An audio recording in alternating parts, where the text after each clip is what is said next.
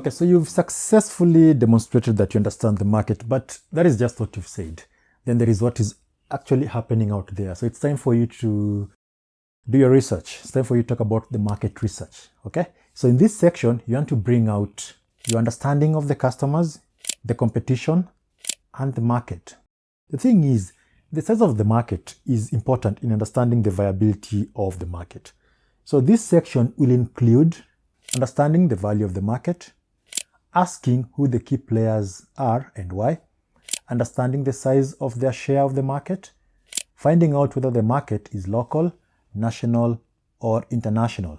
And what does that mean to you as an entrepreneur? Well, as an entrepreneur, you're going to have to find out the following. You need to find out how to enter the market.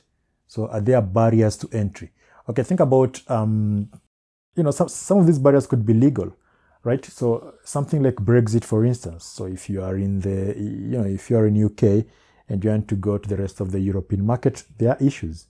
And the barrier could also just be something like cost of getting into that. Maybe it's a high capital-intensive market. So you need to figure out things like those ones, barriers. Number two, you also need to find out other factors that affect success. For instance, seasonality or geographical constraints.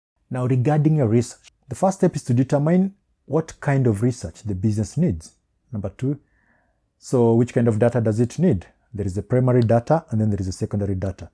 Using primary data, okay, for instance, a specifically commissioned survey is going to cost you. That is going to be expensive for you. And so you need to factor that one in. Some data may be available on a subscription basis or via an academic library or enterprise club, but usually it is outside the budget of an enterprise because you're going to pay for these. I mean, we have companies that offer data, that kind of information. But you also have to be smart about this because you can get some of this data from, say, Facebook. Although it's not going to be like that specific, you just need to know how to sift through the data. Let's say you have a website, for instance, okay? Now you can set up something called Pixel. So Pixel is a code that tracks how many people have been to your website.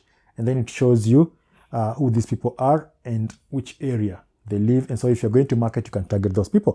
But that is just an example of data. It depends on the kind of information you want, okay, which will also depend on the service you're offering.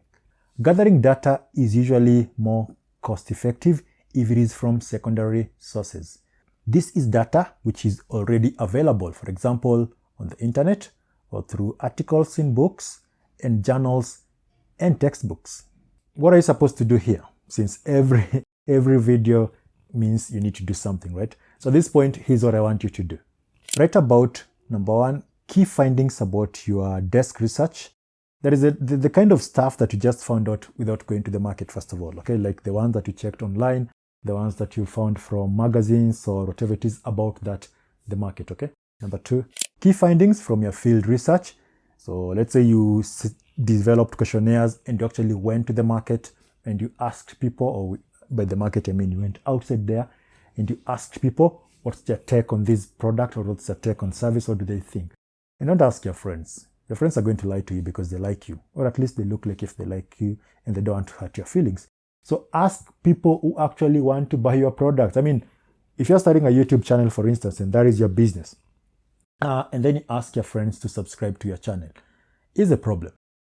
They will subscribe since they're being friendly to you, but they're not going to be watching your videos because they're not your target market. So you always have to know that. Who's your target market? Those are the people you need to ask. And second last, product testing results, and then any additional information that is going to support this section, your research. So write about that. I mean, I said a business plan is going to be divided into chunks, and so you're doing all these things slowly. So now you've talked about your market research. All right. So it's all in bits. Okay. We are almost done with the business plan. I mean, it's just you moving on slowly and slowly. If there is any question, obviously, do let me know. I'm Moses, and I'll see you in the next video.